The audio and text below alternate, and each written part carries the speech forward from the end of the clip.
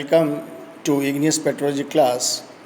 Today we will discuss alkaline and paralkaline igneous rocks. Now the term alkaline has been used differently by different petrographers, but the alkaline rocks as such when we say are characterized by presence of feldspathoid and or alkali pyroxene or amphibole. So it is very clear that once we call in rock an alkaline, that means that rock has either feldspathoid and or alkali pyroxene or alkali amphibole as its mineral composition. The content of alkali feldspar or mica has not been considered for determining the rocks as alkaline. Similarly, the term paralkaline has been used for silicic rocks with molecular axis of alkalis over alumina. Now, the various rock names of alkaline and are in front of you. First let us discuss that. That is the first you see is the basanite, right? Basanite. This is your basanite. It is feldspathoid bearing basalt, right? Feldspathoid bearing basalt. So you all know the basalt. Basalt is a volcanic rock, right? And the composition of basalt is your labradorite, that is your plesioclase, and the clinopyroxenes, that is augite or diopside. So if that basalt bears feldspathoid, then the rock name will be your basanite and it is an alkaline rock. As we said in the beginning, that alkaline rocks are those which have feldspathoid and or alkali pyroxene or amphibole in their composition. So here it has feldspathoid as the composition. Then the next name is the tephrite, that is olivine free basanite. In very simple sense means there won't be in the olivine in the basanite. Similarly, the next name you can see it is your nephlinite. Now these names, they are in front of you. This is tephrite, leucite, nephlinite, urutite, malachite, shovonite, phonolite, commendite, penterite, lamprophire, and the carbonatites.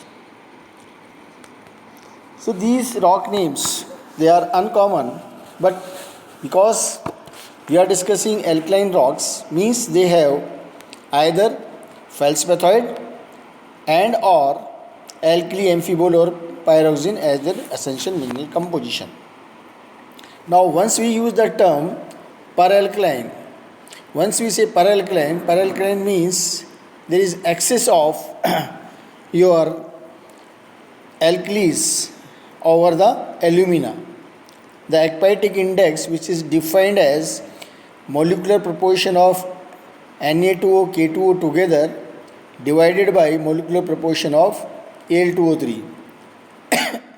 And if this comes out to be more than 1, if it comes out to be more than 1, that is the ekpyrotic index. This is the ekpyrotic index, and if this ekpyrotic index is more than 1, then that rocks are called the paralkaline rocks. Now in these alkaline rocks, they may either be silica undersaturated or they may be silica saturated. So if you classify these rocks on that basis, that these alkaline rocks may be on the basis of mineralogy and chemistry, they can be classified into two broad groups: the silica undersaturated nephlinite, malachite, ezolite, phoidal cyanite, phonolite, carbonatite, basanite, theralite, essexite, phoidal cyanite, phonolite and carbonatite. So these are undersaturated, means these alkaline rocks are poor in silica. The other can be, the second group is the silica saturated paralkaline cyanides, soda trachytes, and silica oversaturated paralkaline granites and rhyolites belonging to pentlandite and komandite clans.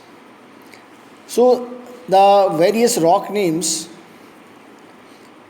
that has I just recall, these rock names, these are all the names of your alkaline and few are paralkaline. Means paralkaline, once we use as the term paralkaline, you have studied the classification of igneous rocks, and one of the classification was on the basis of alumina content. So if your alumina content is more, Al2O3 is more than Na2O K2 plus CO, such rocks are called paraluminous.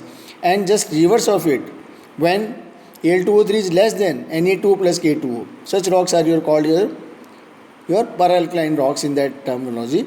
So means that rocks have excess your alkalis, and then once they have the excess alkalis, naturally they are going to form alkali minerals. So this was on the basis of your say alumina and alkalis. Now taking the silica content, on the basis of the silica content, just I told that silica undersaturated alkaline rocks are there and silica saturated alkaline rocks are also there.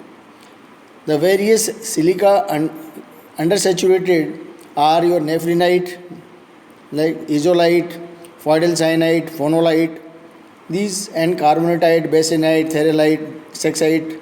These are your silica undersaturated. Whereas silica saturated are like your cyanide, soda trachyte, and the oversaturated as your paralkaline granite and rhyolites belonging to your pentlandrites and komandites. So once, to be very specific, when you use the term alkaline for igneous rocks, that means that rock has either feldspathoid, mineral of feldspathoid group, like your nepheline, sodalite, leucite, as an essential mineral, or you can say and or maybe and may not be. Means in addition to feldspathoids, there may be your your alkali pyroxenes and alkali amphiboles. Even if a rock contains alkali amphibole or alkali pyroxene, it will be again alkaline. If it contains only your feldspathoids, it is again alkaline. And there are rocks which have both, that is nepheline and your alkali and pyroxene and amphiboles. They are very much the alkaline rocks. Now the term paralkaline is used on the basis of the chemistry, and that chemistry means the major oxides which are determined, and if you find that your Na2O plus K2O, they are more than your Al2O3, that the molecular proportion, right, that we call the rocks as the paralkaline. And actual term when you use for paralkaline means the aquatic index should be more than 1. For example, the molecular proportion of Na2O plus K2O divided by molecular proportion of your Al2O3, if it comes out to be more than 1, means the aquatic index, the rocks are your paralkaline. Further, say for the term for the rhyolite, if the aquatic index comes to be from 1 to 1.6, they will be called komandites. But if that is in between 1, means more than 1.6 to 1.8, they will be pentlandrites. Means this is the ratio of the molecular axis of your alkalis. Depending upon that, the rocks are further classified. So these rocks, generally they are found in the continental, and you must be studying continental alkali magmatism, right? So these are the rocks of your various alkaline rocks. And as far as Rajasthan are concerned, the various your alkaline rocks are at Kishangarh, nepheline cyanide and associated rocks. They are at Kishangarh near Ajmer. These rocks are there, and the rocks are your nepheline cyanides and the associated rocks. And then Your Mundwada alkaline complex name itself says, and it is 12 kilometer of 3 kilometers and consists of 3 plutons, Musala, Maid and Toa, and near your Siroi, and the various alkaline rocks are present. Then in your Sarno Dandali alkaline complex, again in Rajasthan, and then the carbonate associated alkaline rocks in Sarno, that Mundwada carbonatite, the Sarno Dandali, Badmer carbonatite. So in Rajasthan, all we have enough your alkaline and paralkaline rocks, and then very common, that is your Badmer, that is Sivana granites and your trachytes. They are paralkaline trachytes and the your rhyolites. To that we call as the pentallerites and commandites. So these are the very important localities in Rajasthan where we find these your paralkaline rocks. This is so it is from, I said very far, as far as silica is concerned, they may be oversaturated, they may be undersaturated, and the different categories we have discussed, and the localities of Rajasthan of these alkaline and paralkaline rocks. So most important one is the Mundwada carbonatites, Sahanu Dandali carbonatites, right? And in excess, where there are the excess, you can silica or the oversaturated, that is the comandite and pentalites of the Sivana. So that's all for today. Thank you very much.